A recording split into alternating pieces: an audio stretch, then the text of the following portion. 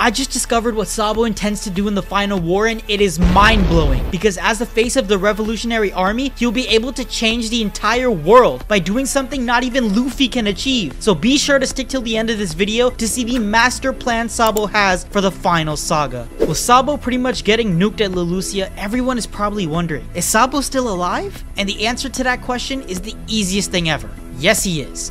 If I didn't think so, I probably wouldn't be making a video about this right now. But the general consensus is that Sabo is still alive, as it would be extremely cruel and unfit for Oda to just kill off Sabo because of some god nuke. Now, with this theory, I want to focus on 3 main steps in Sabo's plan, and each step is crucial to what Sabo plans to do in the final war, and what he plans to achieve because of it. And these 3 steps are quite simple, but will make so much more sense once we dive into detail. We've got step 1, the grand reveal, step 2, the awakening, and step 3, the split decision. Now, let's dive into step 1, which in my opinion is the most pivotal and key moment in One Piece history. And I'm sure a couple of you might be able to guess what's coming next based on just the title of step 1, but let me explain in depth. As we all know, Marineford has essentially been the catalyst for all of the major events post-timeskip. We have Ace's death changing Luffy, Whitebeard bringing another pirate revolution with his last dying words, the Marines claiming victory and using that to catapult themselves into what they say is the strongest state they've ever been in. We've also got Blackbeard and his deceitful moments, which were revealed to us as a master plan. And we also had the infamous Admiral Akainu trying to kill everybody possible, including his own Marines in Kobe, who was thankfully saved by Shanks. But out of all of those events, the most important one when it comes to the impact inside of the story is the very beginning, when the war didn't even start. And the moment I'm talking about is the reveal of Ace's true identity, and how he's the son of the former king of the pirates, which is something that Sengoku wanted to reveal immediately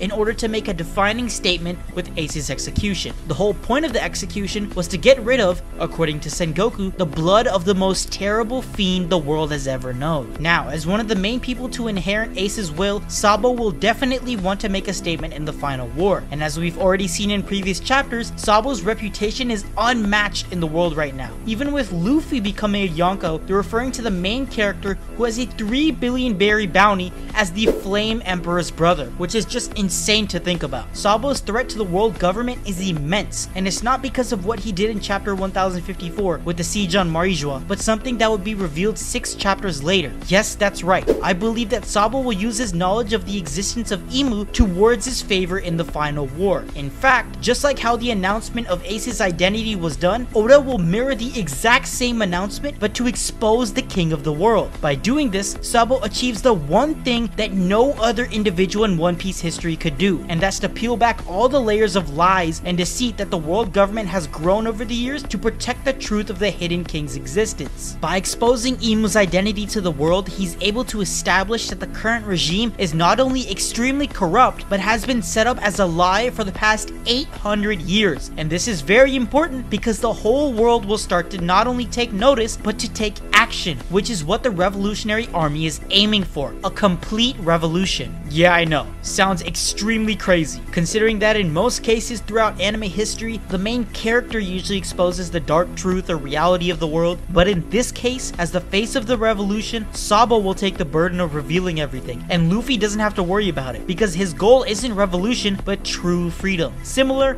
but a little different. Alright, moving on to step 2, which is definitely much easier to understand based on its name, but yes, I do feel that Sabo will be awakened, and more specifically because of what Vegapunk was saying about the existence of devil fruits. With devil fruits being explained to be wished into existence by someone's dream of a certain power, we were introduced to this aspect while we see a bunch of new awakenings in the form of Lucci, Kaku, and we could even possibly see Kizaru too. But what I'm trying to say is that this logic could be applied to devil fruit awakenings as well. As some people in the community have already speculated, I think the key to awakening a devil fruit is to resonate with the dreams and wishes of said fruit that they obtained. And so far, with every confirmed awakening user, each fruit lines up with the wishes and will of the user, whether it be something simple like loving sweets or giraffes, or to complicated things like embodying freedom or having the ability to pull all the strings. To further explain this whole concept, here's one gigantic circle with simple steps. Yes, I know there's more steps steps, but just follow along with me. So pretty much this is how it's all laid out. And yes, I also know that I'm a bit of a nerd for making this, but it had to be done.